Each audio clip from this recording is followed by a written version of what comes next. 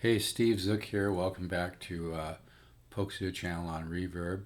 Today's subject is how to get great value in buying an archtop guitar, with humbucking pickups on it.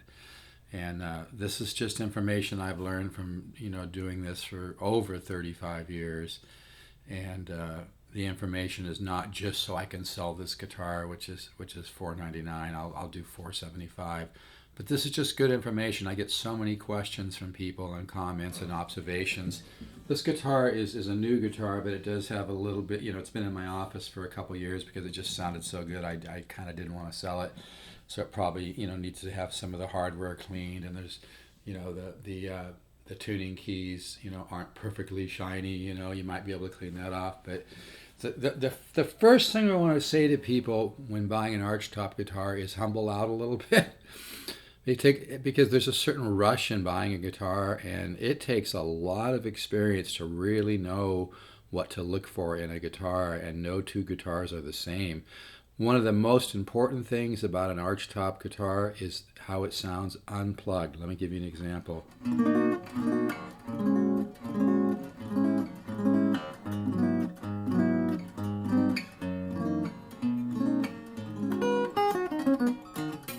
Now what's neat about this guitar is you can play the open A, and I can actually feel that note in my body. Because if you get a good 280, the laminates are a little thicker, and there's mahogany sandwiched in between. They have a great acoustic property.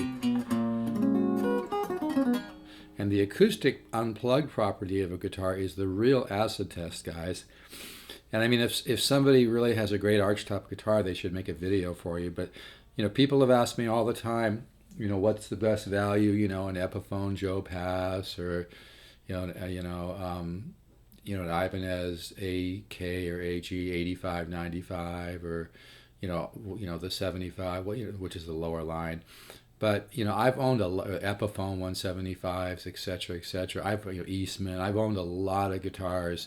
I mean, archtops is my field of expertise because I've sold hundreds of thousands of dollars of them, as well as had a ton of them go through my ears and my hands. So I'm not just speaking out of no knowledge here. I really, that's my field of expertise, is archtops. And some people, their field of expertise is Fender or whatever. Archtops is my real field of expertise. But that's why it's so, one of the most important things is the acoustic quality.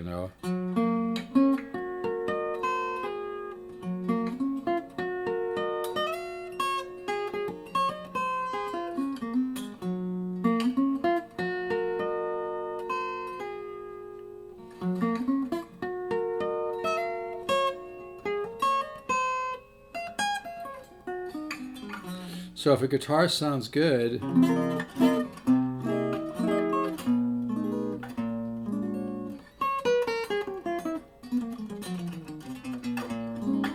unplugged, that's a huge, huge, huge asset, because it shows that it rings out, has a great acoustic property, and some of that acoustic property does, kind of bleed over and marry to the electric property. I was jamming with my daughter once. She's in Ecuador right now, but I was jamming with her years ago. She's 18 now, but I was jamming with her years ago, and I didn't have a ton of volume on the amp, but just a little bit of volume. But man, you could just hear the woodiness come through. It kind of reminded me a little bit of when I saw Yes, the band Yes, when I was real young, about 22, 20, well, I was probably about 22, and Steve Howe was playing a 62 175 that I'm sure if we could play that right now, it would have a nice unplugged property. But the unplugged property, is really important.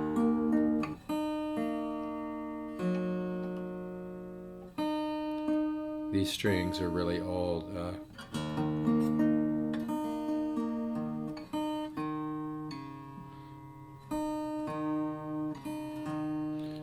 But I just want you to hear this unplugged.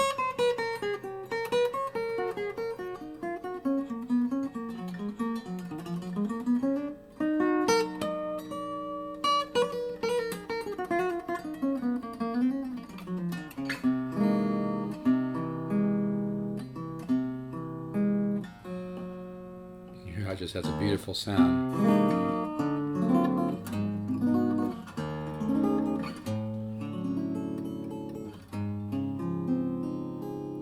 And I'm not really putting much force into it because I'm not very warmed up. So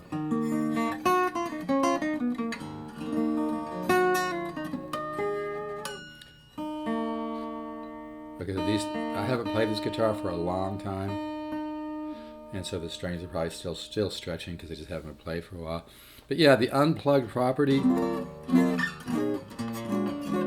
If you put in Jam 4, the number 4, not spelled out for Jam 4 LH280 with Steve Zook, you can hear one of these where I kind of mostly use the front pickup and get kind of a 175 West L5 sound. And the video came out really good. You can really hear the tone. The back pickup also sounds really, really musical too. But when looking for a great value in an archtop jazz guitar, the most important thing is, does it have a good sound unplugged? Does it ring out? The other one would be how strong are the mids and the mid bass. Most guitars I've played, are usually somewhat weak in the mid and the mid bass, and I know we can't always play a guitar before we try it, but that's why I say if you get somebody to make you a video of it unplugged, that's a big one right there. But the pickups on these, I actually spent some research and development on these pickups. They're voiced them, and they really have a nice kind of Alnico, tone, PAF kind of sound. They remind me of a patent sticker number PAF, but like I said. It's hard to recognize value because the huge companies spend so much money on marketing, branding, and advertising to brainwash us to say, oh, we got to get a Gibson. Eastman spends a lot of money on it too. I'm not real crazy about Eastman either. They're pretty good guitars, but I just got granola stuck in my throat. But every guitar is different, But I've got 2 of these LH280s left. I'll do them for $475 a piece. This one was just been laying around my office because I just love it. It just came together really nice.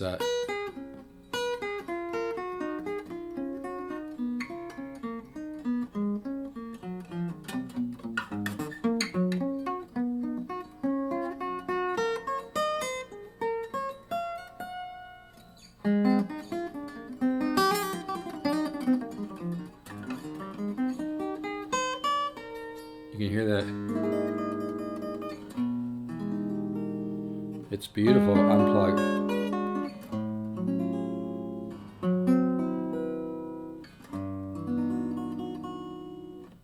And that really is the true acid test.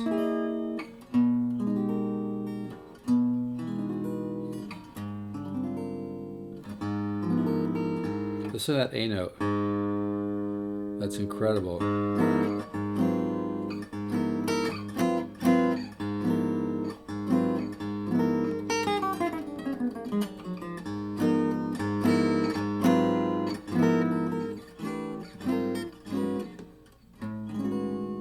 Yeah, let's do cycle 1 in the guitar ladder system. Oops, let me get rid of those open notes. If you really want to take a quantum leap, folks, invest the $199 in the guitar ladder system. Don't even think about it. Just go to stevezookguitars.com, scroll down, and order it. You do not have to be a member of PayPal. But I teach the subconscious mind. Somebody asked me at a restaurant last night who plays guitar, and we started talking, and they said, do you really think that there's part of the subconscious mind that is kind of a musical part that can help you, that can develop and help you become a better musician and get more in touch with your talent or lack of talent? And I said, yes, that's exactly what the guitar ladder system does. Part of it's based on the science of neuroplasticity, but I was doing this way before I even read about that. I've had students with very, very little natural talent who, through the guitar ladder system, have taken a quantum leap, almost like, I know this sounds like bullshit, but it's not.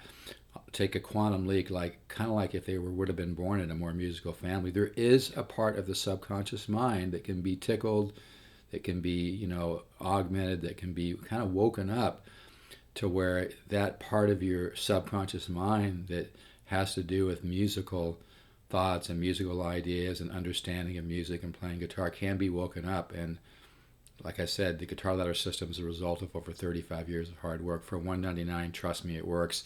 You can try it for a whole year. This is for new customers. You can try it for a whole year, and if you don't agree after a year, you've made a huge amount of growth. I'll refund every penny. So my suggestion is don't even overthink it. Just go to stevezookguitars.com, scroll down on the homepage, order the guitar ladder system.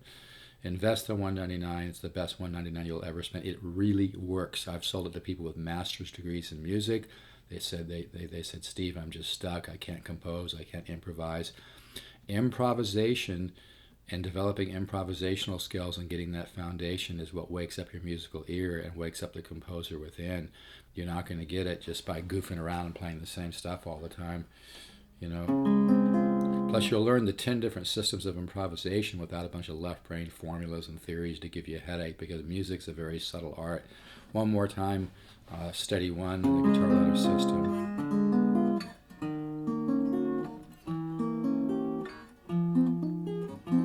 I'm not very warmed up right now.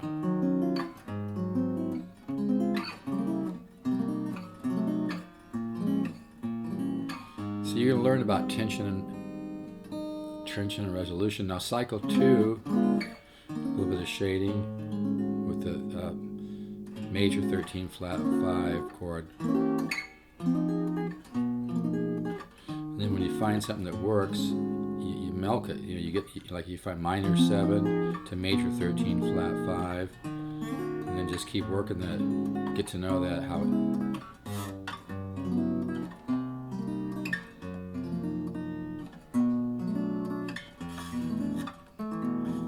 But the this guitar, I've got the action probably a little too low on this. It changes during the weather, but the little butts you hear there could be fixed with a couple quick little tweaks of the thing, or just put on just slightly thicker strings. But yeah, this is a great guitar. But yeah, the guitar ladder system really works. It's because when you I took some lessons from Joe Pass, and he was saying when you do chordal resolution, it really, he didn't put it quite this way, but it wakes up the musical mind or the musical ear. And that's my whole, there's over 200 studies, video and charts. I don't send it all at once. It's not effective that way. But the letters I get, or I should say emails, are just incredible. People that have really experienced a tremendous amount of growth. But anyway, I better stop this. This video's...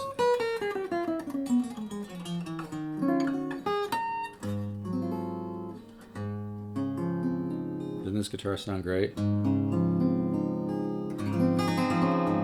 Unplugged. Steve Zook 7 at yahoo.com is my email. Steve Zook, the number 7, not spelled out, at yahoo.com, or call text 714-548-0385. If you could use a great guitar, this one is available. I'll do $475. Yes, you have to pay some shipping. It doesn't come with a case. We can work something out. But again, the most important thing in buying an archtop guitar is, how does it sound unplugged? Does it ring out? By the way, this guitar has super low action right now, so it will even ring out more with the action up a little bit. I probably have the action a little too low, but I think somebody was interested in it and wanted me to put the action down a little bit low. That you hear that sound.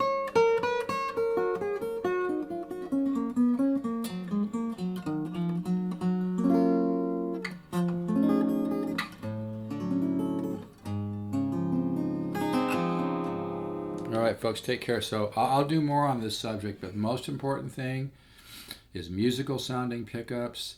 Also, how thick the layers of wood are in the archtop guitar has a lot to do with it. If it has mahogany sandwiched in between, like this one, that's also huge. But the most important point is the how does it sound unplugged, and also if it's really too bad, but a lot of the guitars that are great value, people don't think of, or they don't think it could be a good value because the company hasn't spent millions and millions and millions on advertising, marketing, and branding. Guess who pays for that? You do. When you buy a guitar by one of the big boys, most of the time it's not a very good value, because they have to recoup all their millions and millions and millions that they spend on advertising, marketing, and positioning. And I'm not, no major slam to the big companies, but obviously buying used is your best value. But it's a lot harder to figure out what is a great value in a used guitar than people think. You got to let go of a little bit of the control. and listen to somebody who really knows what they're doing, like me. I know what I'm doing, folks. I'm 66. I've been playing guitar since I was 8. The people that listen to me and take my advice are going to get the best value in a guitar. And that's not an ego trip. I'm not just saying that to sell a guitar. Sure, I'd love to sell this guitar. Actually, I would rather not sell this guitar. It sounds unbelievable. I'd actually like to keep it, but I just can't keep everything, and I've got some new business projects I'm working on.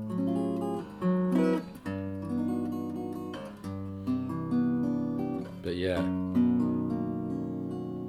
how a guitar sounds unplugged is one of the most important things. And yes, your best value does not come from the well-known companies like Gibson, Epiphone, Eastman. Eastman spends a lot on marketing and branding. You pay for it. Your best value is in the stuff that's not as branded, because they spend more money on research and development. The Music Link, who I love, spends a lot of money on research and development, so they have a lot of good stuff. Sure, there's some reviews about cosmetic issues or whatever, but you know what? You take so what? It's not that big. But the long-term positives and the positives about the product far outweigh some minor cosmetic issues that they've had. And I've sold a lot of the lower arch tops, and everybody just loves them. And everybody I've sold an LH280 to has been really, really happy. This is a lot of guitar. I used to own a 62 175. You're probably going to think I'm lying, but I'm not. I not about that. But I used to own a 62 175. I've got a family. I live in Huntington Beach. It's expensive. At some point, I just had to sell it.